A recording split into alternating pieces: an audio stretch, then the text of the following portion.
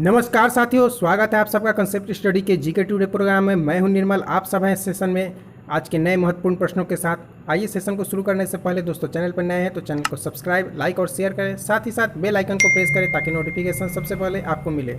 आइए आज के प्रश्नों की ओर बढ़ते हैं। आज का पहला प्रश्न है, हाल ही में ऊंची कूद में भारत का पहला पदक किसने जीता है? विकल्प है लवप्रीत सिंह, तुलिका मान, तेजस्विन शंकर, सौरभ घोषाल। हमारा उत्तर है तेजस्विन शंकर। आइए विश्लेषण देखते हैं। हाल ही में तेजस्विन शंकर ने कॉमनवेल्थ खेलों की ऊंची कूद स्पर्धा में कांस्य पदक जीता है। इसी के साथ वह कॉमनवेल्थ खेलों की ऊंची कूद में पदक जीतने वाले पहले भारतीय बन गए हैं। इन्होंने 2.22 मीटर की दूरी तय करके काउंट बैक में तीसरा स्थान हासिल किया। आपको बताते चले कि कॉमनवेल्थ खेल 2022 का आयोजन यूनाइटेड किंगडम के बर्मिंघम में 28 जुलाई से 8 अगस्त 2022 तक हो रहा है। हमारा अगला प्रश्न है, निम्नलिखित युग्मों पर विचार कीजिए। कौन से आदिवासी नेता कौन सी जनजाति से जुड़े हुए हैं? नीलांबर और पीतांबर खरवार जनजाति, सिद्धू और कान्हू मुर्मू संथाल समुदाय, ताना भगत भील जनजाति, लक्ष्मण नाइक आदि जनजाति। उपयुक्त युग्मों में से कौन सा से कथन सही है? केवल एक, केवल 1 और 3, केवल 1 और 2, केवल 1, 2 और 4। हमारा उत्तर सी 1 और 2 सही है। आइए अब विश्लेषण देखते हैं। हाल ही में संस्कृति मंत्रालय ने 20 आदिवासी स्वतंत्रता सेनानियों की कहानी पर तीसरी कॉमिक बुक जारी की है। नीलांबर और पीतांबर खरवार जनजाति के भोक्ता वंश के से संबंधित है। उन्होंने लोगों को ब्रिटिश दमन के विरुद्ध विद्रोह करने के लिए प्रेरित किया था। अंग्रेजों द्वारा उन लोगों को पकड़कर फांसी दे दी गई। सिद्धू और कान्हू मुर्मू संथाल समुदाय से संबंधित थे। उन्होंने अंग्रेजों और उनके कठपुतलियों के खिलाफ विद्रोह किया था। उन्हें भी पकड़कर फांसी दे दी गई। ताना भगत उराव जनजाति से, जबकि लक्ष्मण नाइक भूया जनजाति से संबंधित थे। हमारा अगला प्रश्न है, नाविक के संबंध में निम्नलिखित कथनों पर विचार कीजिए।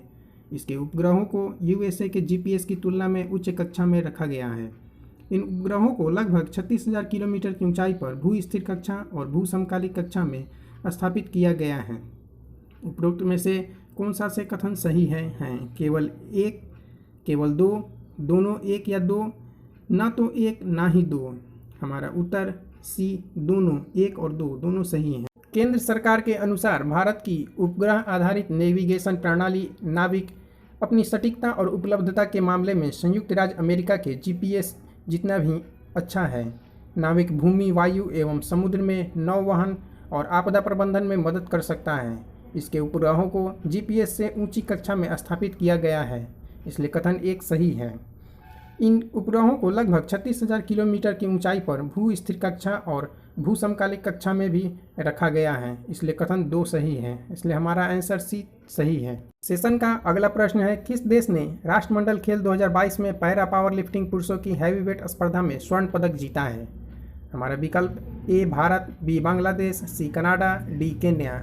हमारा उत्तर ए भारत सही है। भारत के पैरा पावर लिफ्टर सुधीर ने राष्ट्रमंडल खेलों में पुरुषों की हैवीवेट स्पर्धा में स्वर्ण पदक जीतकर एक इतिहास रच दिया।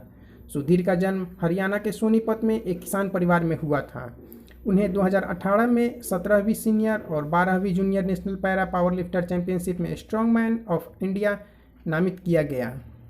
हमारा सेशन का अगला प्रश्न है, निम्नलिखित में से कौन सुमेधा का सबसे अच्छा वर्णन करता है? एंटी टैंक मिसाइल, केरल में पर्वत श्रृंखला, भारतीय नौसेना का जहाज, भारतीय सेना की नई राइफल। हमारा विकल्पों में सी सही है, भारतीय नौसेना का जहाज। दक्षिण पूर्वी हिंद महासागर में भारतीय नौसेना का जहाज आईएनएस सुमेधा बाली की यात्रा पर है। बाली में प्रवेश करने से पहले इसने इंडोनेशियाई नौसेना के एक सिग्मा वर्ग कॉर्वेट KRI सुल्तान हसनुद्दीन के साथ एक समुद्री अभ्यास किया। आईएनएस सुमेधा एक स्वदेशी निर्मित नौसेना का अपतटीय गश्ती पोत है। यह विशाखापत्तनम स्थित भारतीय नौसेना के पूर्वी बेड़े का हिस्सा है। यह पूर्वी नौसेना कमान के flag officer commanding in chief के ऑपरेशनल कमांड के तहत कार्य करता है। इसका उद्देश्य भारतीय नौसेना की बढ़ती समुद्री निगरानी और गश्त आवश्यकताओं को पूरा करना है। दोस्तों, आशा है मेरे द्वारा साझा की गई तमाम जानकारी आप लोग को समझ में आई होगी और एग्जाम पॉइंट ऑफ व्यू से आप लोग के लिए उपयोगी सिद्ध होगी। Thank you.